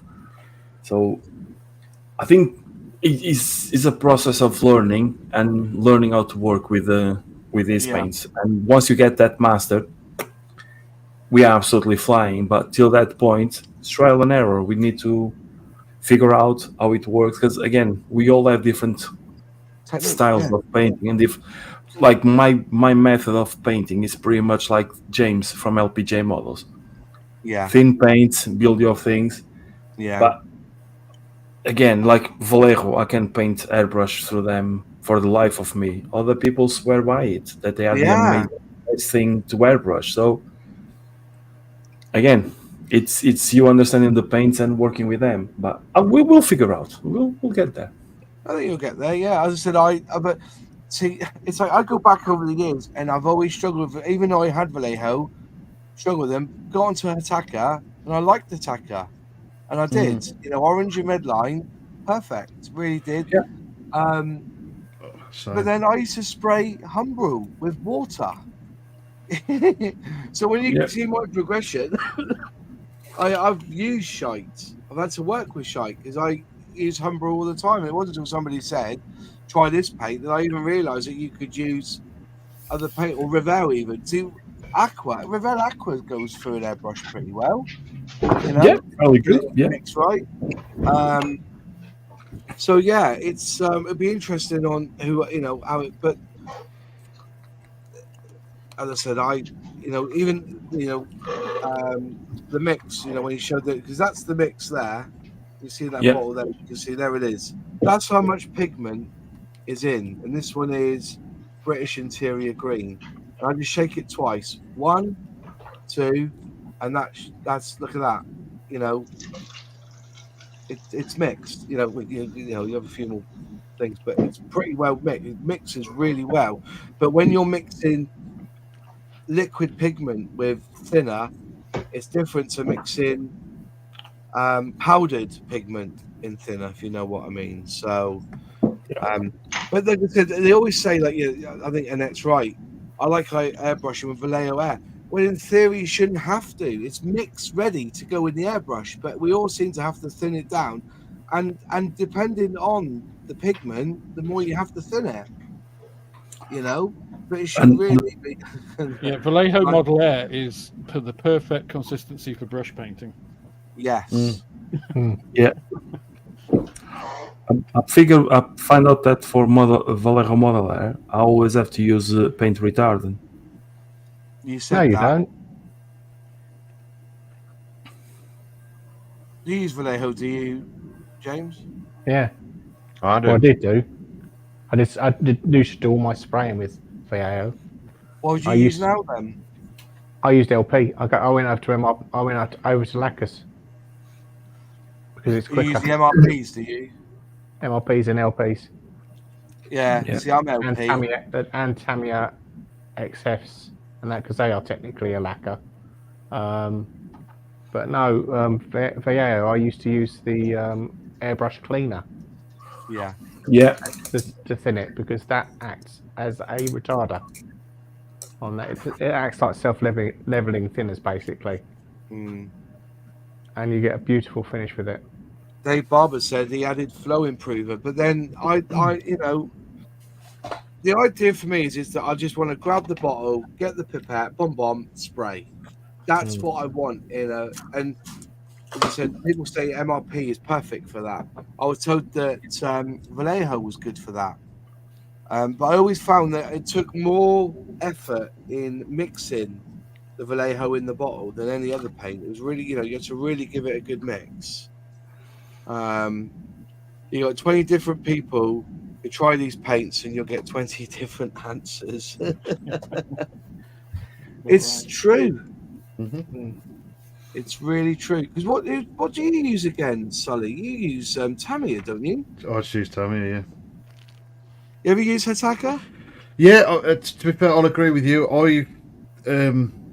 AK I've always sort of struggled with. Yeah. Megamo, I'd say mixed results, but they've generally worked quite well for me. Yeah. But that's heck. Yeah, but no, Vallejo I've always struggled with, so I only use them for brush painting. I've always used Tamiya and just made do with what I've got. Yeah. I know their range isn't the best, but personally, I've always found them quite good to mix. Yeah. And generally, I've got the colour I've wanted, or found somebody that's got the right mix and tried it, and it's worked great for me. And especially with Mr. Leveling Thinner, just flat finishes all day long. Yeah. Personally, And it dries for me, quick. AK Real Color is the ones that are closer to Tamiya. Yeah. Yeah. I've heard that said before, though, that AK do a good range. Doc Brown scale models, SMS is the best I've found recently. Vallejo Air will be for brush painting only for me. I have got some SMS. I never go on with it. Well, when I did my Spitfire, I couldn't get the gloss to go. I sprayed up to do a freehand of green, and it was so shiny. And even after 4 matte coats, whether it was using the Humbro coat or the Tamiya matte varnish, I just couldn't get rid of that gloss on the green. So yeah, I get that. Beaver 2206, never heard from you before. Nice to meet you and join us on Airfix and Chill. Model Air works well for me with flow improver, though as the paint gets older, the composition changes slightly and I have to start adding water and thinners. Yeah. You do have to thin it, but it Model goes on for it lasts a long time. Model Officer, brush paint for me is becoming too thin coats, but they haven't got the range though, have they yet, James? I don't think the range is there, especially military. I think it's more for Warhammer, isn't it? Too thin coats. I've used too thin coats at, believe it or not, Bovington, when they were up there for Tank Fest. The Models for Heroes were there then with Malcolm, and I was just, had a Warhammer figure, and I started using it, and I was a little bit impressed with that as well. So that could be the next slide. But I know that Outlaw Paints are bringing out their own, what's it called, hand brush paints as well at some point. So Glycerin is a good to add a few drops of. It does more or less the same thing as flow improver. Probably just as cheaper as well. I do mostly brush painting because of power constraints. Living on battery power can have some minor disadvantages. Fair enough, Milan. Where are you based, Milan, in the world? Let me know. It does have a small range, but more is coming very soon. I'd like to see that. And thanks, Hobby Barn. Good tip. Anyway, it's 9:30. Sorry, one officer just said outlaw brush paints planned for end of 2024. So another 18 months yet before we see them on the market. So, shall we have a few? Shall we get your wallets out? Shall we have a few? I use outlaw paints on my 124 scale Airfix Spitfire, no problems. So that's funny you say about SMS gloss. I just sprayed something with black yesterday. I thought it looked suspiciously glossy. And you've got me worried now. Haha. Yeah, it went so glossy I couldn't tone it down. And I even spoke to the guy, and all he said, the guy from SMS, and all he said was use our matte clear. And then when I went to get some from the local model shop, they were sold out. So I didn't get them. So I haven't used them since. Anyways, right, first on the list then for tonight. Right, where's my little holder for my phone so you can see the times? So we'll go on to. Let's put this on silent mode so I don't get pervy text or nothing like that. You know. What I mean is adverts for more model kits to buy. You mean your Russian Bride website? Ah, tell me about it. Yeah, you want your Russian bride for your Spanish holiday home, don't you? Yeah, I did. Something like that anyway. It's his order for his automated banana cleaner. Yeah. He's trying to work that out. Giving me a tick. He's trying to get the lipstick off the end of the banana. Oh dear me. Right, on that bombshell. Start the clock. 5 minutes. So first on the list is a Revell 144 scale Concorde. It has been opened because I did a review between the Airfix one and the Revell one. Obviously, the Airfix one won that one because I built it. But yeah, so all the bits are there, all the glass is there, everything's in its box. As I said, it has been opened just to do a review. I'll just make sure. Yeah, it's all there. It's just that the box is opened. And obviously, and the glass is in the bottom there as well. Let's make sure the decals are there. Give me 20 quid, Moss. I'll take it away for humane disposal. There's the decals for it. So you've got some nice decals there for it. Which is good. So we'll just put that back in there. And the instructions. So yeah, we've got so at the moment Captain VFC has it at £5 to chuck on the bonfire. I'll let you do that if you want to chuck on the to be fair, it's hard work it, but you do get a Concorde out of it, you know. Just remember, guys, you've got an add £5 post. Yeah, there's £5 postage on these, right? £5 postage on that one. So, but a Concorde then, if anybody wants to grab a Concorde, let me know. We'll just not become. Whoops. I'm gonna put it on there. So 3 minutes left on this one. We got £5 on there. Hopefully, Outlaw Star Wars range comes out soon, Pete. I'll tell you something. The lot who are going to buy Outlaw Paint is the train lot. Have you seen the train? If you look on their website, look at the trains. Doc Brown, £6 on Mossy. I think the cars as well, Moss. They've got some really they do some nice pearlescent as well. Yeah. Well, you spend more on a box of matches, don't you, Doc? Mm. Where are you based to, Doc Brown, by the way? New Zealand. Wow. It might cost a bit more than a fiver to ship back across New Zealand. So, Stephen Haynes put £7 for that one, which is good. Anfield Road layout. I'm going to get out Outlaw Paint. I think all the letters are there, but they're not quite in order. I'm going to get Outlaw Paint. Yeah. You missed some letters as well. Yeah, he Yeah, struggles Outlaws with dyslexia. I was but- taking the mick. He knows I'm taking the mick out of him. Bless him. Outlaw started with Train Paint first. They did. And I think that's going to be a big mark for him. That is. So 1:42 left on the clock. We're up to 7 squid. I put a couple of seconds on. Pardon? I put an extra couple of seconds on because an advert's just come up. Okay, I'll pause And it. there's a 7-second delay.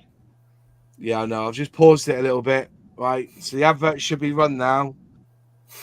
And then resume. Right. Okay. Yeah. I think the train and car will fly out. We'll have some train shows lined up for 2024. Yeah, I think you're right there. So Stephen Haynes so far, £7 so far. Anfield's blaming the keyboard. The keyboard is messing up. Bless him. Nice seeing you, James. Sadly, you couldn't make it on tonight. Maybe you can jump on next week if you like. I nearly had a heart attack then. I thought somebody were bidding 50 quid for it. Yeah. Yeah. And 50 quid, I'll throw in the postage if you're in New Zealand. No, it's well expensive, isn't it? oh yeah.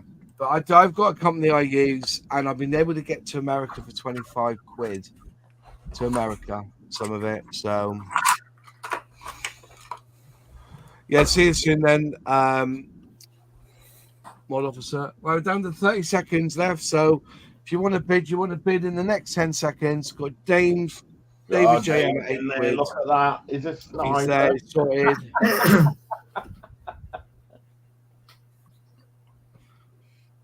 Here we go. Down from the 7 seconds. So I think he's won it. David J.M. Thank you very much, David J.M. David J.M. is the Concorde. There we go. David J.M. Concorde at £8. Brilliant. I just realised there's a price on it. Hang on, just pause that. It's £22 I paid for that one, believe it or not. But I've done my bit for it. Hey, Right. Scott Rails. Yeah, here we go. This is interesting. I got this. This is all here. It's all sealed. Well, it's not sealed. I've opened it because I did a review on it.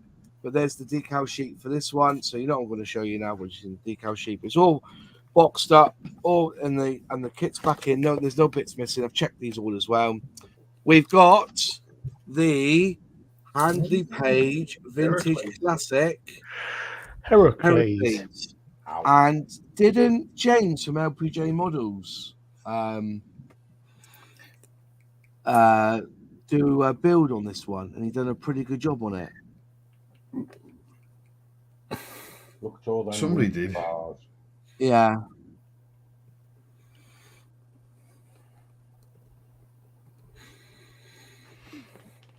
Wow. Yeah, I'm sure it was him. And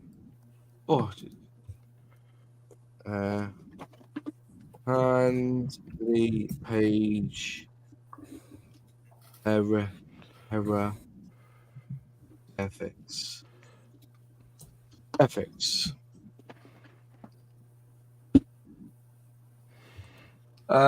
No, I've done a review on it, but no, I don't think he's done a build. Somebody must have done a build on it. Mine comes up first. It had 12,000 views, this unboxing, when I put it out there. 12,000 views. But I wouldn't build it. I don't think I've got the time to build it. So, anyways, at the moment, no one's bid yet. So, you could end up with a cheap kit here. I think they were about 14 quid when they came out, if I remember rightly.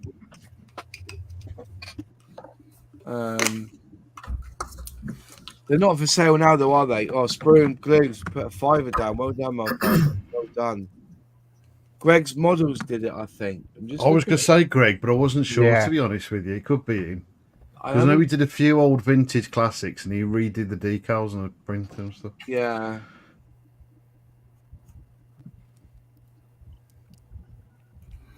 I'll be right back, guys. Okay, no worries. Just looking through. I can't see anyone who's built one.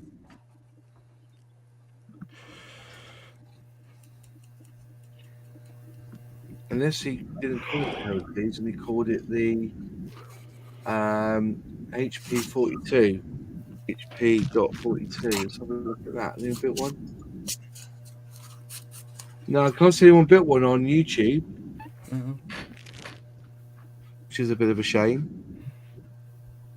He did the Bristol 170. He did. Right, I can't see Greg Models with this one. Just look now, Airfix. Hanley Page.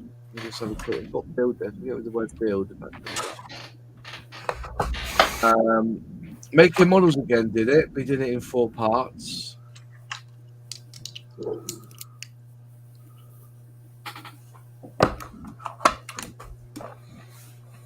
No, I can't see one.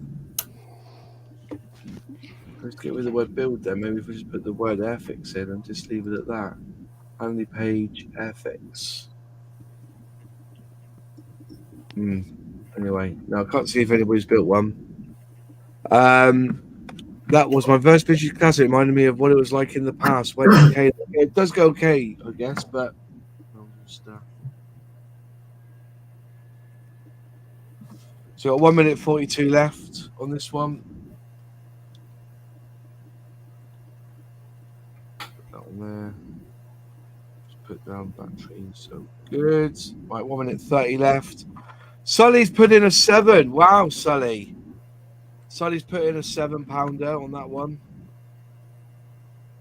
So no one's ever built. No one's built this one then here, I guess. No one's had a go at building it. No, I've not built it. No. It's not my cup of tea, to be honest. I thought LPJ. I'm sure LPJ did pictures of one, didn't he? On Discord for us.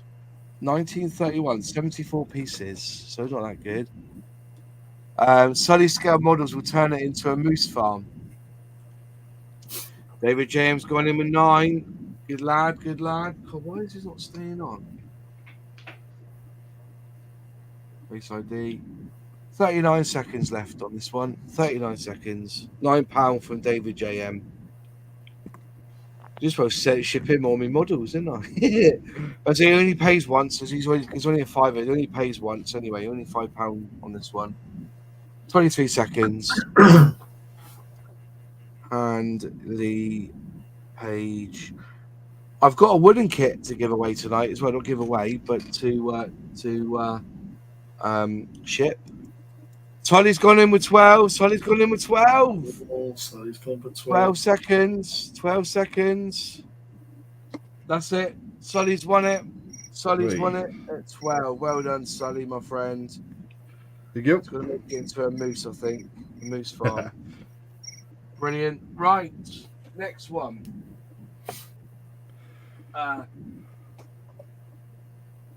Okay. This is a pair this time. We're going to do 2 kits this time, all right?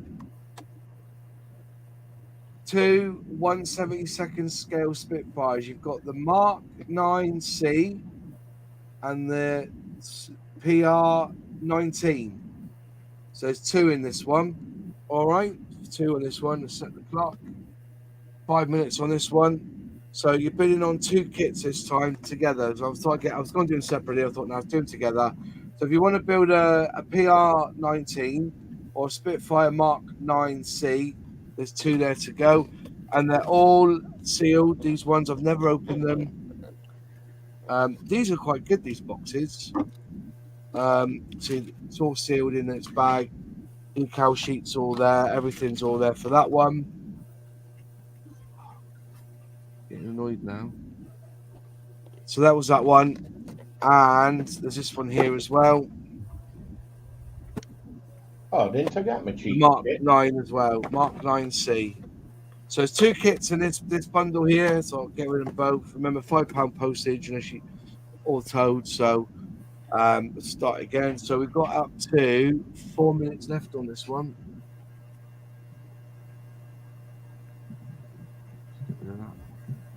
I've built the 19. It goes together very nice. It does actually. Yeah. There's quite a good little scheme on it as well.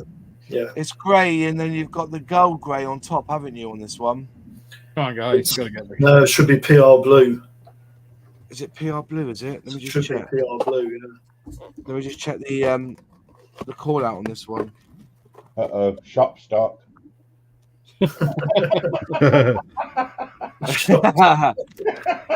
Yeah, come on. Someone's got to save it from the shop stock. 230 and 165. Humble's saying here. So 230. This made me laugh because if you look at the call out sheet, it's that way, but That the is copyright is so upside great, down isn't in the corner. It's upside down in the corner there. The copyright. Yeah, I thought it was 230 and 165. Mine might have been a different release because mine was PR. Yeah, definitely. Dave's got it at 12. Come on, you swine. It's annoying me now. Come on. 0246. 230 to the dentist. Yeah, so you're getting 2 on this one. This is the job lot 2 with £5 shipping. Loving it. Loving life, me is. Feeling it. So the I'll put that on Spitfire. And it's the Mark 9 and the Mark 19. So whoever's got that can pay for that. Right, come on, stay on with me. 2 minutes to go. The other boxing was a pure PRU, a Swedish, I think. Yeah, you got Swedish markings in this one as well. You get 2 markings in this one. So you get in the number 81 squadron and the 1 division Thotler 11. Flyver. Yeah, I know how to say that. It's Swedish, isn't it? Vivant your money. Yeah. So shop stock. That made me laugh. That made me laugh. So 1 minute 40 left. No one can be tempted. But Didn't the Swedish arm them with blunderbusses? Yeah. Yeah, that's how you say it. Yeah, that's how you say it. Flugavaret, whatever it was. I don't know. So David Barber's got this at 12 with 1 minute to go, roughly. But yeah, and if you can pay, that'd be brilliant. Just email me. The email address is in the about page. I then send you a PayPal link, and then you put in the total. And if you could pay friends and family, so I don't put money into PayPal's pockets. So yeah. There, Moss. What's that? Sorry. Got a message. If you can put it aside to have a bunch to send, add it to my beyond the box editing stuff. That's 2BC. What's 2BC? To be confirmed. To be confirmed. Right, okay, I'll do that, Doc Brown. All right. So you're going to send it off to him, are you, Alex? Is that the idea? What's that? Doc Brown's got some stuff off you. Oh, he's editing stuff. No, yeah, I get that. Yeah, I get that. Or David Barber's going in for 14. Oh. Yeah, we must send out some models to Mr. Doc Brown, bless him. So David Barber so far is up to 13. 14. 14, sorry, £14. And we've got 8 seconds left. 8 seconds left. I'll do it on Friends and Family. Expect a birthday card. Yeah, I'll send you a sticker. There we go. That's it. David Barber. RD Road Night. Just that little. Oh, too late, mate. David Barber. David Barber won that one. Sorry about that. The rules are the rules, aren't they? Right. Okay, another Spitfire this time. We're going for this one. Still sealed. Comes with paints, but I don't trust me on the paints. All right, don't trust me on the paints on this one. Big screen, Moss. Go big screen. Yeah, go big screen. Big screen. So we'll hide that comment there. So there we go. You can do a Spitfire Mark 5C and a British Aerospace Hawk T Mark 1 on this one. And it comes with 6 paints, 2 brushes, 1 poly cement, all in the box. So this is the best of British gift set. So go on then. Sorry, put some orders on for me. Go on. A nice big. Where's my little doggy there? And you can pick the Hawk in More pink. shop stock. Can you see that flashing? Yes. That is the Face ID on an iPhone. That's scanning for my face all the time. Poor thing. I know. The man started the bidding off at £10. £10. Come on, let's not have it on a shop shelf. Nah. We don't want it collecting dust. Alex, you can paint the Hawk in pink, mate. Yeah, you could. Yeah.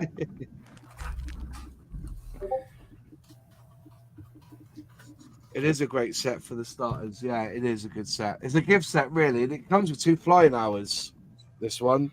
I think these were $29.99 when they came out. Hit me, somebody. Were they £29 when these came out? Wouldn't surprise me. Yeah. One of them battery has a problem. Orange and Black Hawk to be the correct branding. Alex, we need a good returns policy when the customer complains about the paint. I think these are all right, to be fair. I think these were all right, these ones.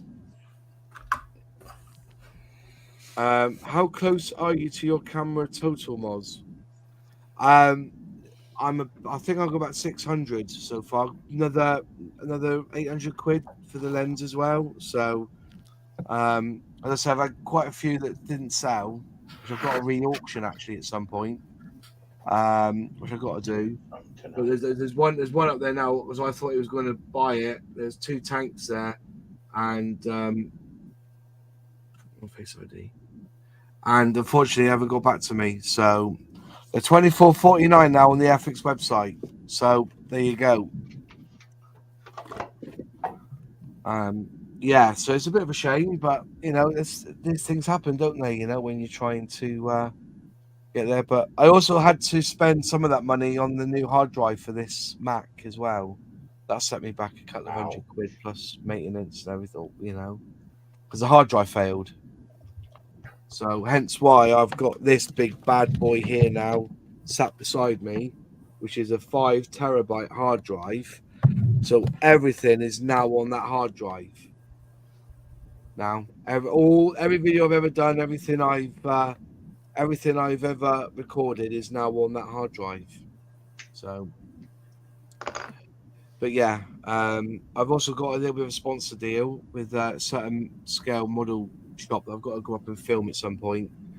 He's offered money for me towards my camera as well, bless him.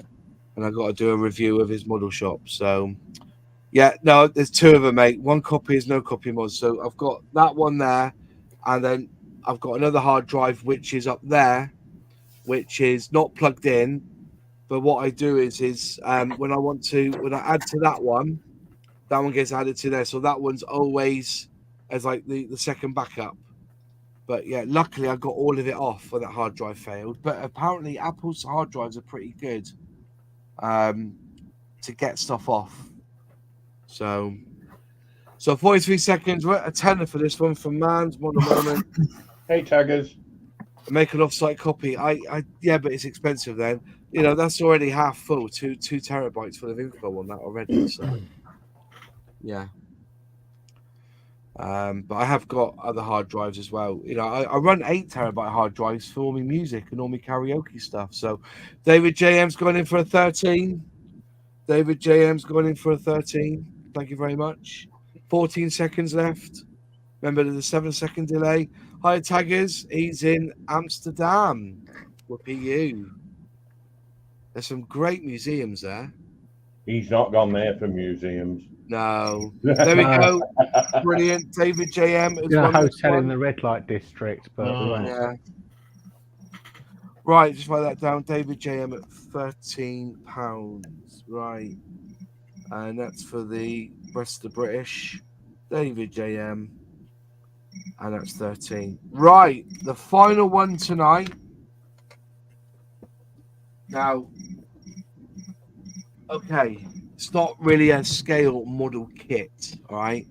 But I got sent a load of these. I built a load of them. I thoroughly enjoyed it. So put the second at 5 minutes. 5 minutes on this one. This one here, somebody can look for the price of them now because I think they were 60 quid. These ones, Wooden City limited edition buggy. These are all made of wood, okay, but they are fantastic to build. I loved building mine. I got sent 2 of these, so this one is an extra. I think the video is online, but Wooden City are fantastic, and they work. You can pull them back and let them go. They work. The model moves along using a rubber band motor, controlled front wheels. The maximum length of the path is 1 meter. Detailed instructions are included. There is no need for glue, but do wax the bits. Yeah. Okay, do wax the bits. Sprue and Glue's gone in at a 12. Thank you very much, Sprue and Glue. So yeah, 14 plus.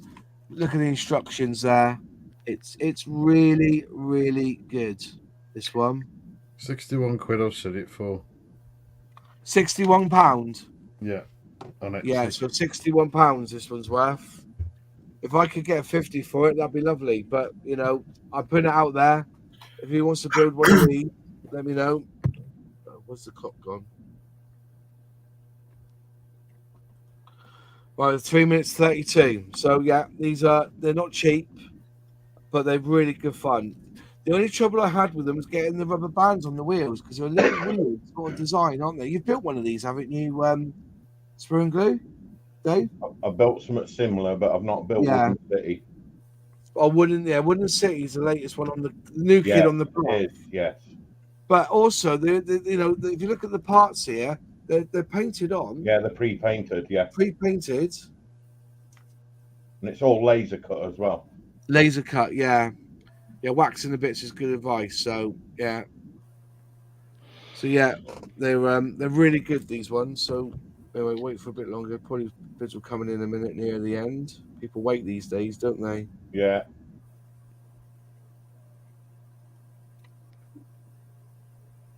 I do like a good bit of wood. Yeah. Thanks, Dave. You're welcome. Did you see my latest build, by the way? I did, mate. Yeah. Impressive. There you go. So look at it. There it is. Oh, it's lovely. Yeah, it really is lovely. That was mine. I loved it. Loved every minute of this build. No glue required, is it? None at all. It's like an SSK, isn't it? Yeah, it's come up really well, that. It's lovely. Absolutely lovely. No rubber bands on the wheels, though. No, this is a static, but the wheels do work. Yeah. We got nice David here. Some nice David. It does look. Even look at the seats in that and the dashboard. That's they were all wicker seats that they used to put in them. Yeah. So you even got floor mats. Yeah. Nice. It's cleverly designed. Very nice car, this was. Right, David James gone in at £24. Thank you so much. Thank you so much. So David James at 24. We've got 1 minute left on the clock. 1 minute left on the clock. This is the last one tonight, by the way. This is the last auction. What's that say? That's a cool thing. Yeah, they are really good. I just didn't have time to build them all. They gave me a lorry, a helicopter, a car. They gave me 2 cars, a helicopter, a motorbike, a Formula One car. That's the other one I did, the Formula One car. And the guy who, when I did it, I did a live stream building one. The guy who designed it came on my stream to talk about it with me. Not face to face, but he was talking in the comments. because he noticed I was having trouble with getting the rubber band to stay on the wheel. And he said, we need to look at that instruction sheet on that Formula One car because it's not right, he said. So 10 seconds, limited edition buggy. They go for £60. Going at the moment for 24. Get your bids in. 3 seconds left, 2 seconds left, 1 second left. And David JM has won it. Well done. You're going to love that, mate. It's really good fun to build. He will. Really good fun to build. Thank you very much. Right. And he's got the... And this one took me 4 hours, Moss. Yeah. The buggy. For £24. Brilliant. Well, that's it. Excellent. There you go. There's the auction for tonight. Have you got Tom for one last one, Moss? Yeah, go on then. Have you got one of you? Yeah, I've got a 48 scale BF 109. Oh, have you? 109. One of them. Look at that. 148, 109. I'll set the clock going now. 5 minutes. There's a bit of damage on the box here, but it's complete. It's complete. That actually goes together well, that one. It's one of the better ones, isn't it? Yeah, it's a nice kit. Yeah. I'm never going to get around to building it, so. Appreciate it, my friend. Thank you very much. So at the No moment, bother. 4 minutes left. Let me just get rid of that so we can see it both on the screen. Wish there was a way you could have like 2 and 2. Can you do that? Maybe. Which one is it? That one there? Which one's 2 and 2? Don't let you do it, does it? Right, Sprue and Glue's gone in at 8 for that one straight away. Thank you very much. Man's One of Moments has gone in at 10. Tagger's asked, what age tooling is it? Just asking us. It's Revell. I think it's a Lego one. 2011, I think. That Yeah, one. I didn't think it was that old, yeah. No, it's Plastic Alchemist has gone in at 12. I'm gonna that's regret a it. monogram kit, isn't it? It's a Hasegawa originally. Is it a Hasegawa kit? Yeah. I don't know much about it. I just saw it on the shelves in the shop once and thought, I'll have a bash of that, and then never got around I know to that feeling at the model show. Yeah. Oh, you bought the last one, did you, Dave? David JM bought the cruiser bike. Yes. We bought the cruiser bike. Yeah, I've got that. Yeah. Man's gone in at 14. Hey, I feel the love. Alex, behave. You've got 3 minutes to decide. You all right there, Nini?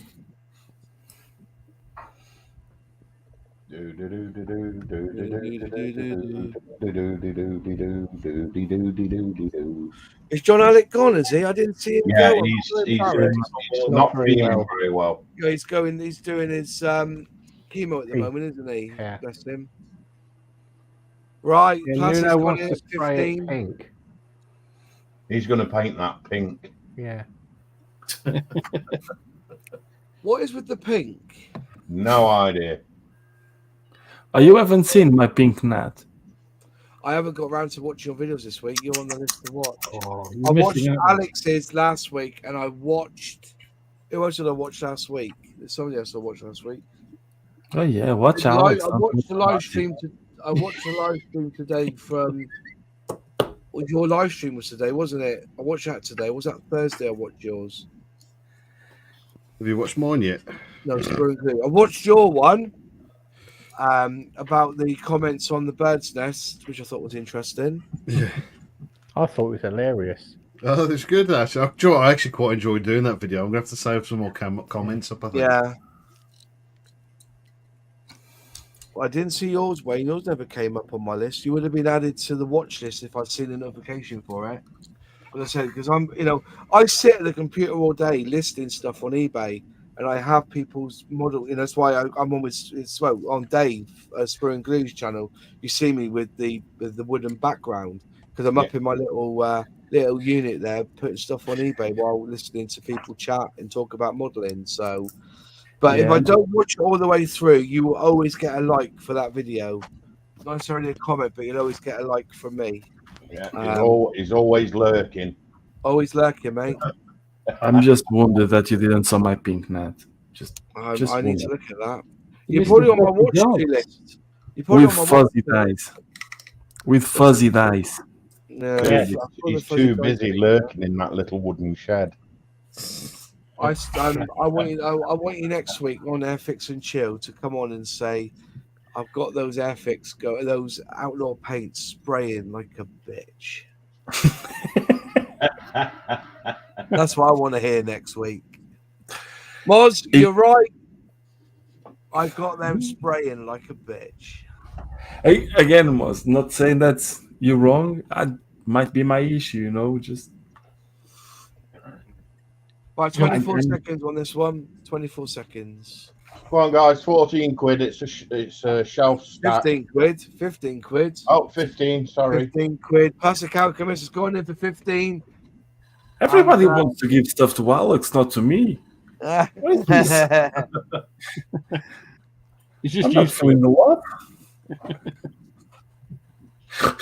And there we go. £15 for Plastic Alchemist. There you go. Oh, Brilliant.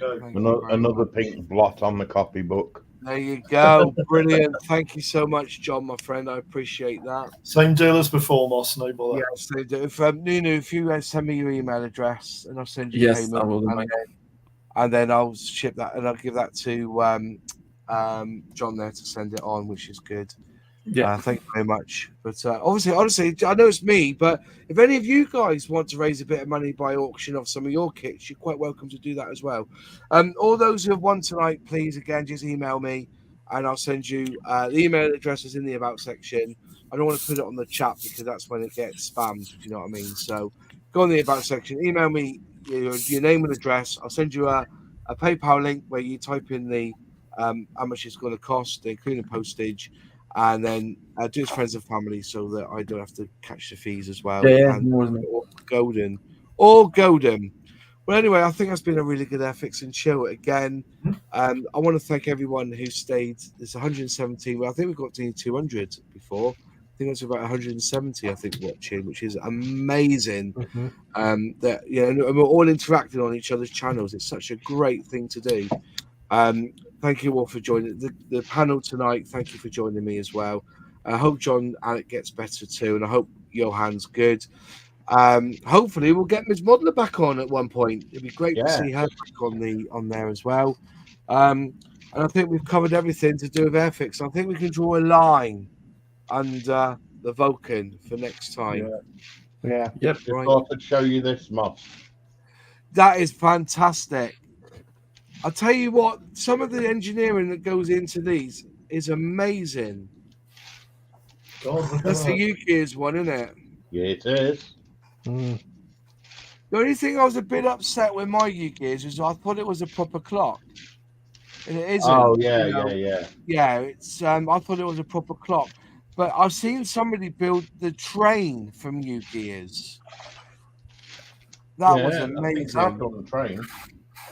You've done the train? I think so, yeah. So I watched them building it then. Yeah, I'm sure I have. Yeah. It'll be in the other room. Oh, don't worry about it. We'll show it next time, mate. Show it next time. I think I've got another one to ship anyway, to sell anyway. But anyway, thanks all for watching. Aussie Scam Modeling. If you're not driving one Monday, get in touch. You got my email, and you can come on Airfix and Chill and have a chat with us all the way from Australia and become part of the Outlaw Paint clan. Right, gents. Everyone on the panel, stay behind when we finish. I'll have a quick chat with you. I'll see you next time. Good night, all. Have a good one. Have a good night. Cheers, Bye.